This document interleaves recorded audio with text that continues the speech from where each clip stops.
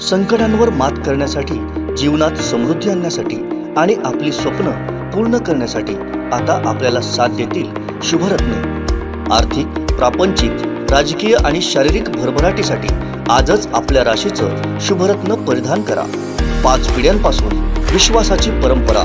शुभरत्न केंद्र AH मोतीवाला, नेहरू चौक, Maharashtra बँकेसमोर, Nipani. Mobile 09448 14 24 21। वैभववाडीच्या 2 नगरसेवकांच्या विरोधात अपील प्रलंबित असताना तिथं जलद गतीने जिल्हाधिकाऱ्यांनी निकाल दिला नाही, तर काठावर बहुमत असल्यानं देवगड नगरपंचायतीच्या आमच्या नगरसेवकाला अपात्र करण्याचं काम जिल्हाधिकाऱ्यांनी केलं। त्यामुळे जिल्हाधिकारी राजकीय दबावापोटी वागत असल्याचा संशय विनायक राऊतांनी व्यक्त केलाय। पाहुयात काय म्हणाले विनायक राऊत।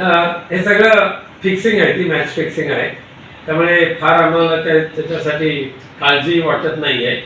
परंतु एक मात्र नक्की की आत्ता मला काही जणांकडून जी माहिती मिळाली त्याप्रमाणे सिंधुदुर्गच्या जिल्हाधिकारी सध्या राजकीय दबावापोटी काम करतायत, अशा पद्धतीची शंका आम्हाला यायला लागलेली आहे। कारण वैभववाडी नगरपंचायतीतल्या 2 नगरसेवकांचं अनधिकृत बांधकामाच्या संदर्भातले दावे अद्यापही प्रलंबित आहेत। परंतु देवगड नगरपंचायतीच्या एका नगरसेवकाने 60 दिवस उलटले आणि परवानगी मिळाली नाही, पण परवानगी मिळाली गृहीत धरून कामाला सुरुवात केली, तर त्याला मात्र 6 महिन्याच्या डिस्क्वालिफाईड केलं।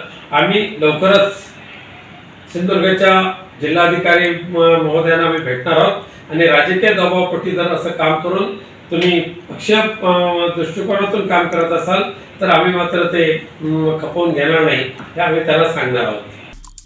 आमचे दिवसभरातले सर्व अपडेट्स, ताज्या घडामोडी आणि थेट लाईव्ह पाहण्यासाठी सबस्क्राइब करा, लाईक करा कोकणचं नंबर 1 महा चॅनल कोकण 7 लाईनचं YouTube चॅनल।